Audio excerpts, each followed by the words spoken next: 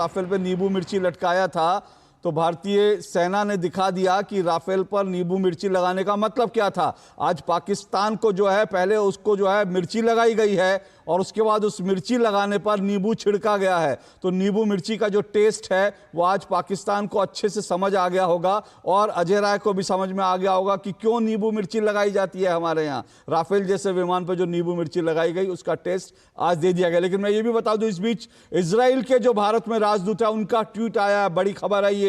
आपको बता दूं, भारत में इजराइल के जो राजदूत है उन्होंने ट्वीट किया है, Israel supports India's right for self defence. Bharat को सेल्फ डिफेंस, अपने रक्षा के लिए कदम उठाने का इजराइल समर्थन करता है। Terrorist should know there is no place to hide from their heinous crime against the innocent. तो आतंकवादियों को यह समझ आ जाना चाहिए कि उनके लिए छुपने का, बचने का कोई रास्ता नहीं है। निर्दोष लोगों की हत्या करने के बाद सुधाकर दास, तो भारत ने भी यह संदेश दिया, एक तरह से भारतीय सेना ने भी संदेश दिया है।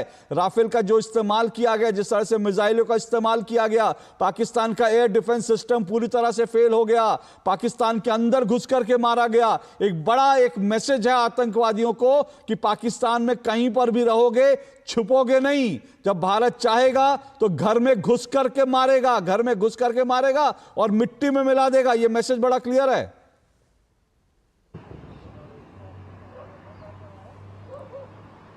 सुधाकर की आवाज दीजिए, सुधाकर की आवाज। जी अशोक, मेरी जी आवाज आपको मिल रही है? जी सुधाकर बोलिए।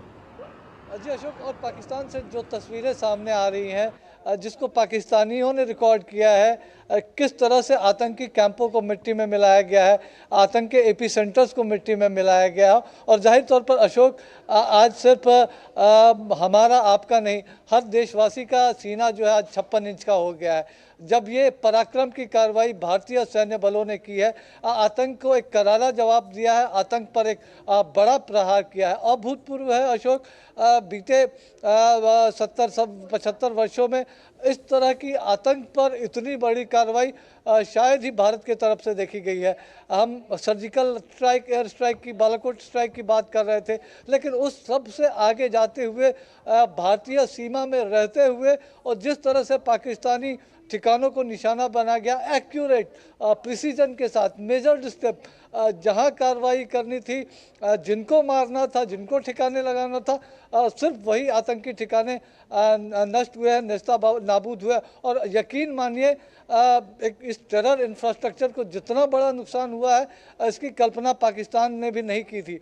उनको ये अनुमान भी नहीं था कि हम LOC पार करने की बात करते थे, लेकिन ये आतंकी ठिकाने 4 तो पाकिस्तान में ही है, 5 जम्मू, जो पाक अधिकृत जम्मू कश्मीर उसमें है। तो कहीं भी होगा, सिर्फ POK की बात नहीं है, POJK की बात नहीं है, बल्कि अगर पाकिस्तान से भी अगर कोई आतंकी हमला करेगा तो उसको ढूंढ कर निकाला जाएगा और उसको ठिकाने लगाया जाएगा। और PM मोदी ने जब इस बात को मधुबनी में कहा था तो उस वक्त ज़रूर देश एक आक्रोश में था, लेकिन देश ने भरोसा किया था, क्योंकि वो नेतृत्व बीते 10-11 वर्षों में भारत ने देखा है और उसी भरोसे पर आज भारत खड़ा उतरा है। आज पूरे देश को उस पर गर्व हो रहा है। जिस तरह से अशोक आपने दिखाया कि रिएक्शन आ रहे हैं पूरे देश की तरफ से, खासतौर से जो विक्टिम्स की तरफ से। और देखिए कितना संवेदनशील एक नाम भी चुना गया कि आपने भले उन आतंकियों ने कायराना हरकत के तहत हमारी माँ बहनों का सिंदूर मिटाया था,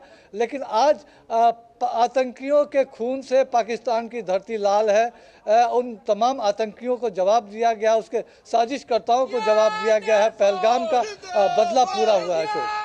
बिल्कुल, जिस तरह से जवाब दिया गया और जिस तरह से इस पूरे ऑपरेशन का ऑपरेशन सिंदूर नाम रखा गया, वो अपने आप में बहुत इंपॉर्टेंट है, बहुत सिंबॉलिक है। जी हाँ।